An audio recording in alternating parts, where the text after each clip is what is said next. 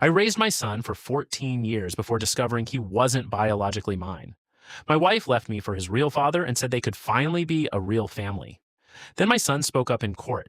Now my ex is the one panicking. Hello, Reddit. I plus here. I'm still trying to process how my entire life got flipped upside down in less than 4 months. I'm 42 years old. My soon-to-be ex-wife, Sabrina, is 39. The boy I raised for almost 15 years, Caleb, is technically not my son. And somehow, I'm the villain in the story she created. This whole thing sounds so insane that if I read it online, I'd probably think parts of it were exaggerated. I wish they were. Sabrina and I met when we were both working at a regional insurance office.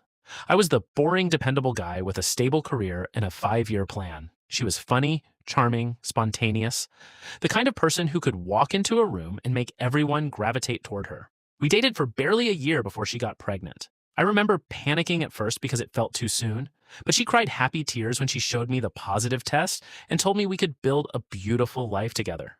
And I believed her. We got married 6 months later. When Caleb was born, I was obsessed with him instantly. I changed diapers, worked overtime, rocked him to sleep during fevers, taught him to ride a bike, sat through terrible middle school band concerts, everything. I never questioned whether he was mine because he looked enough like me that nobody would have doubted it anyway. Dark hair, brown eyes, same crooked smile. Turns out genetics can have a sick sense of humor. 3 months ago, Sabrina sat me down at our kitchen table and destroyed my life between sips of wine like she was discussing grocery prices. She told me she'd been having an affair. Not a recent one, an old one. Apparently, while we were dating, she had still been secretly sleeping with her high school boyfriend, Travis. According to her, he was wild and passionate, but also broke, directionless, and incapable of being an adult back then. Her exact words were, "You were the safe choice." Imagine hearing that after giving someone 15 years of your life. She admitted she got pregnant during the overlap and quietly did a DNA test after Caleb was born. She knew the entire time that I wasn't his biological father. The entire time. I asked her how she could look me in the eyes every day knowing that. She shrugged and said, "Because you were such a good dad." Like that somehow justified it. Apparently, Travis had drifted in and out of her life over the years, but they fully reconnected at a school reunion last year. And now that he owned a chain of auto shops and had matured, she decided she wanted her real family together. That phrase nearly made me black out. Then came the worst part. She told Caleb before she told me. I came home from work and found my son sitting on the couch crying so hard he could barely breathe. Sabrina had already packed half the house by then. She looked almost annoyed that we were emotional. Caleb kept asking me, "You're still my dad, right?" I don't think I've ever cried like that in my life. Sabrina moved out that same week and into Travis's condo across town. But Caleb refused to go with her permanently. That absolutely enraged her. She kept insisting that now Caleb deserved to know his real father and build a bond with him. Meanwhile, Travis was basically a stranger who suddenly wanted to cosplay as Father of the Year after missing 15 birthdays. I filed for divorce immediately. I also fought for shared custody because I didn't care what a DNA test said. I raised that kid. I'm his father in every way that actually matters. That's when Sabrina transformed into someone I barely recognized. She demanded alimony despite cheating on me for years. She demanded half the house even though I bought it before marriage. She claimed she sacrificed her career for our family and deserved compensation. Then came the bombshell. She filed for full custody. Apparently, Travis planned to open another business location 3 states away, and she wanted to relocate with him and Caleb so they could start fresh as a family.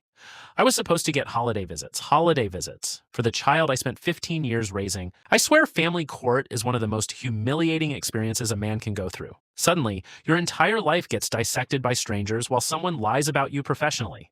Sabrina and Travis painted me as cold, emotionally unavailable, obsessed with work, controlling, detached.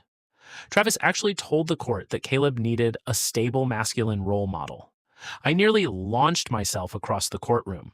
The irony of a man abandoning his kid for 15 years before suddenly wanting custody was apparently lost on him. What made it harder was the biological issue. My lawyer warned me that depending on the judge, genetics could absolutely complicate things. Meanwhile, Caleb kept telling everyone he wanted to stay with me. That should have mattered more than it did. For a while, we had a temporary arrangement where Caleb spent weekdays with Sabrina and weekends with me. Every Sunday night, he'd look miserable going back there. Eventually, he started opening up. Apparently, Travis hated that Caleb still called me dad. Sabrina pushed him constantly to call Travis father. They'd correct him every single time. Then things got darker. Caleb told me Travis would make passive-aggressive comments constantly. Your dad's not really your dad. You'll understand when you're older. Your mother should have told the truth years ago. Who says that to a kid? Then came the court hearing that detonated everything. The judge finally wanted to hear directly from Caleb. At first he was nervous. He kept glancing between me and Sabrina. Then the judge asked him who he wanted to live with. Caleb said me. Immediately, Sabrina's lawyer jumped in, suggesting I manipulated him and poisoned him against his mother. That's when Caleb dropped the nuclear bomb. He said the night before, he overheard Sabrina and Travis talking with their lawyer on speakerphone in the kitchen. And according to him, they were rehearsing accusations against me. Not exaggerations, not misunderstandings, full-blown lies. They planned to accuse me of screaming at Caleb, isolating him from Sabrina, neglecting him emotionally, and possibly hinting at alcohol abuse. The courtroom went dead silent. Then Caleb said something I will never forget for the rest of my life. He looked directly at the judge and said, "My mom lies a lot. She lied to my dad for 15 years. Why would she suddenly start telling the truth now?" You could literally hear Sabrina gasp. Her lawyer looked horrified. Travis started whispering furiously at her, and Caleb kept going. He admitted he'd secretly recorded part of their conversation on his phone because he was scared nobody would believe him. My lawyer almost fell out of his chair. The judge allowed the recording to be reviewed privately. I don't know exactly what was said in chambers, but afterward, the entire energy shifted. Sabrina came out looking pale. Her lawyer wouldn't even make eye contact with us. Turns out the recording included Travis literally saying, if we make him sound unstable enough, the judge won't care about biology. There was also discussion about how they needed to push the narrative that I was emotionally detached because of work. A narrative. That's what my relationship with my son became to them. A strategy.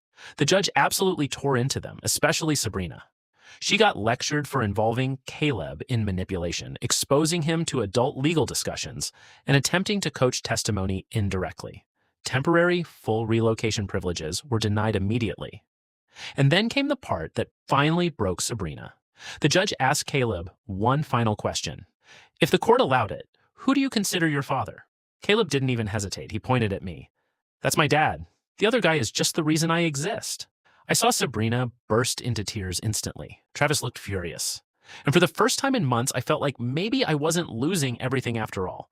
The divorce still isn't finalized yet, but the custody situation has completely shifted in my favor. Caleb currently lives with me full-time. Sabrina gets scheduled visitation. And the funniest part? Now that reality hit, Travis apparently isn't enjoying instant fatherhood nearly as much as he imagined. A mutual friend told me they've been fighting constantly because Caleb barely speaks to him. Who could have predicted that forcing your way into a teenager's life after abandoning him for 15 years wouldn't magically create a bond? Meanwhile, Caleb and I started family therapy together last month. Some days are rough. Sometimes he gets angry at everyone. Sometimes he asks questions I can't answer. But every night before bed, he still says, "Love you, Dad." And nobody on earth is taking that title away from me again.